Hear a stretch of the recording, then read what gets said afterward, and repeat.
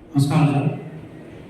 మన గుంటూరు ప్రాంతం నుంచి మీరు గ్రామీణాభివృద్ధి సహాయ మంత్రిగా ప్రమాణ స్వీకారం చేయడం మన ప్రాంతం అదృష్టి గౌరవిస్తున్నాను. ఈ ప్రమాణ స్వీకార కార్యక్రమం నేను కూడా వచ్చింది.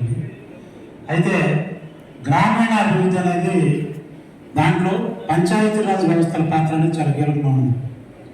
మరి మనకు 73వ రాజ్యాంగ సవరణ 1992 జరిగిన తర్వాత ఈ గ్రామ పంచాయతీలు, మండల పరిషత్తులు, జిల్లా పరిషత్తులు ఈ మూడంచెల పంచాయతీరాజ్ వ్యవస్థలో ప్రత్యేకమైన హక్కులు, అధికారాలు కల్పించబడ్డాయి.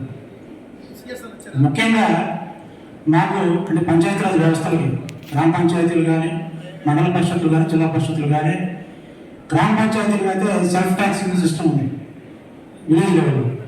మండల పరిషత్తులకి, జిల్లా పరిషత్తులకి కంప్లీట్గా రాష్ట్ర ప్రభుత్వం నుంచి కానీ, కేంద్ర ప్రభుత్వం నుంచి కానీ వచ్చే నిధుల నుంచే ఈ ఇన్స్టిట్యూషన్స్ కంటిన్యూ అయ్యే పరిస్థితి ఉంటుంది. ప్రధానంగా నేను ఎంపీపీ, అమరావతి ఎంపీపీ సార్. నా పేరు మేక హనుమంతరావు గారు. మరి మా అమరావతి మండల పరిషత్ కానీ మన రాష్ట్రంలో 650 ఎంపీపీలు ఉన్నారు, 650 మంది.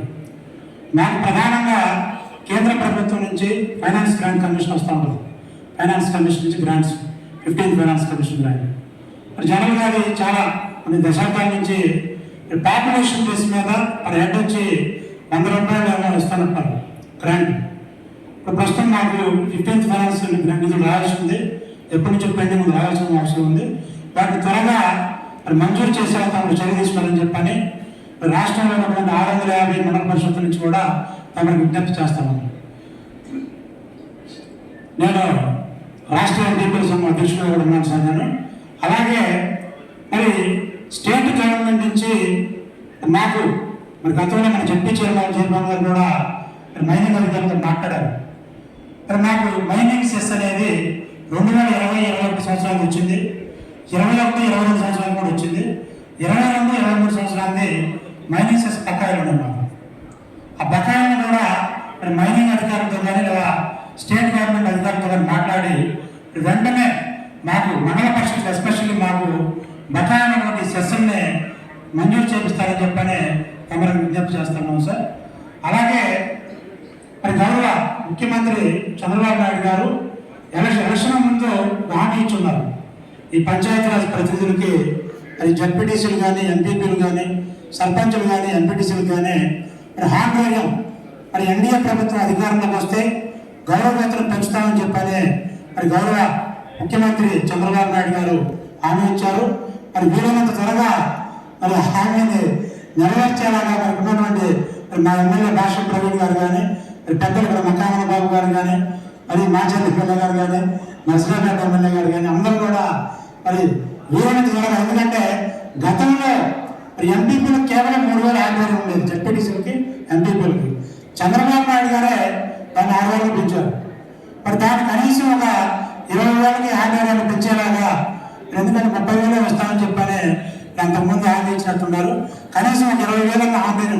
ఎందుకంటే ఈరోజు స్టేట్ గవర్నమెంట్ కానీ, సెంట్రల్ గవర్నమెంట్ కానీ ప్రవేశపెట్టే ప్రతి పథకానికి కూడా మరి క్షేత్రస్థాయిలో ప్రభుత్వ అధికారులతో పాటు మరి ఇక్కడ ఉన్నటువంటి జడ్పీటీసీలు, ఎంపీపీలు ప్రతి ఒక్కళ్ళు నెలలో కనీసం 20 రోజులు మరి వారి మండలాల్లో పర్యటించే పరిస్థితులు ఉంది. మరి మనకి ఇప్పుడు ప్రస్తుతం మన రాష్ట్రానికి పంచాయతీరాజ్ శాఖ మంత్రిగా మరి గౌరవ కనుగొల పవన్ కళ్యాణ్ గారు ఉన్నారు. మరి గౌరవ మంత్రివర్గ మాటల మనోహర్ గారు కూడా మనకు విన్నపం.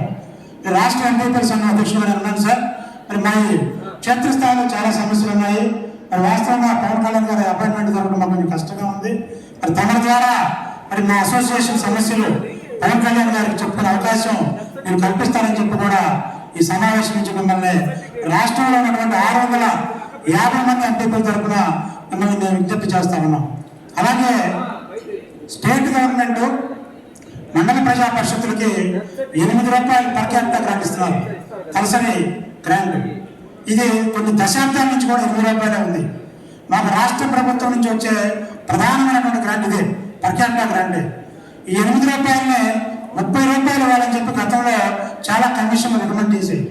దయచేసి ఈ 8 రూపాయల పర్ క్యాపిటల్ గ్రాంట్ని పెంచేలాగా, ఎందుకంటే పంచాయతీరాజ్ వ్యవస్థలో ఇందాక మా గౌరవ మాజీ మంత్రి వారి మకామల బాబు గారు చెప్పినట్లు మరి పంచాయతీరాజ్ వ్యవస్థలు అనేవి మరి కొట్టుమిట్టాడుతూ ఉన్నాయి. పంచాయతీరాజ్ ప్రజాప్రతినిధులు కూడా మరి డోరాయి మానవులు ఉన్నారు. సర్పంచులు కానీ, ఎంపీటీసీలు కానీ, ఎంపీపీలు కానీ, జడ్పీటీసీలు కానీ, చివరికి జడ్పీ చైర్పర్సన్ గారు కూడా మరి ప్రారంభంలో వారు బాగా చెప్పుకునే పరిస్థితిలో మేము ఉన్నాం. రాజ్యాంగబద్ధంగా ఏర్పడ్డ సంస్థలు ఇవి. 73వ రాజ్యాంగ సవరణ ద్వారా రాజ్యాంగబద్ధంగా సుమారు 28 వ్యవస్థల మీద అధికారాలు కల్పించబడ్డాయి రాజ్యాంగంలో. కానీ ప్రాక్టికల్గా మరి అమలు జరపట్లేదు సార్. ఎందుకంటే మరి మాకున్నటువంటి పంచాయతీరాజ్ వ్యవస్థలో ఉన్నటువంటి అధికారాలు క్యాప్చర్ చేయబడుతున్నాయి కాబట్టి ఇవి సెల్ఫ్ గవర్నమెంట్ అనే రాజ్యాంగంలో పొందుపరిచారు. ఈ 3 అంచెలు గ్రామ పంచాయతీ కానీ, మండల పరిషత్ కానీ, జిల్లా పరిషత్, ఒక రాష్ట్ర ప్రభుత్వం, ఒక కేంద్ర ప్రభుత్వం ఎలా ఉన్నాయో ఒక గ్రామ పంచాయతీ సెల్ఫ్ గవర్నమెంట్, ఒక మండల పరిషత్ సెల్ఫ్ గవర్నమెంట్, ఒక జిల్లా పరిషత్ సెల్ఫ్ గవర్నమెంట్. కాబట్టి ఈ స్థానిక ప్రభుత్వాలనే మీరు నా ప్రాంతవాసిగా మరి గ్రామీణాభివృద్ధి సహాయ కేంద్ర మంత్రిగా ఉన్నారు కాబట్టి మరి ఈ హయాంలో మరి స్థానిక ప్రభుత్వాలు జీవం పోసుకుంటాయని చెప్పి నాకు కొంచెం ఆశ కలుగుతా ఉంది.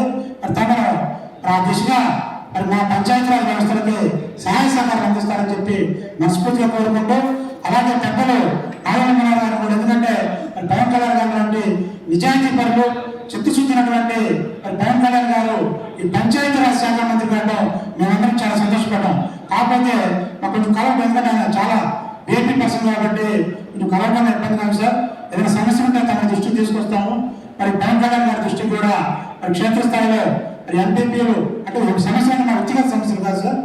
ఈ ఫంక్షనింగ్, ఈ వ్యవస్థల ఫంక్షనింగ్ లో మరి ఎదుర్కొన్నటువంటి సమస్యల్ని మరి గౌరవ పంచాయతీరాజ్ మినిస్టర్ గారికి దృష్టికి తీసుకెళ్లేలాగా చర్యలు తీసుకోవాలని చెప్పి కోరుకుంటున్నాను సార్. లాస్ట్ టైం కూడా ఏంటంటే సార్, ఇప్పుడు తమ కేంద్ర మంత్రిగా ఉన్నారు, మరి గౌరవ ప్రధానమంత్రి నరేంద్ర మోడీ గారు కూడా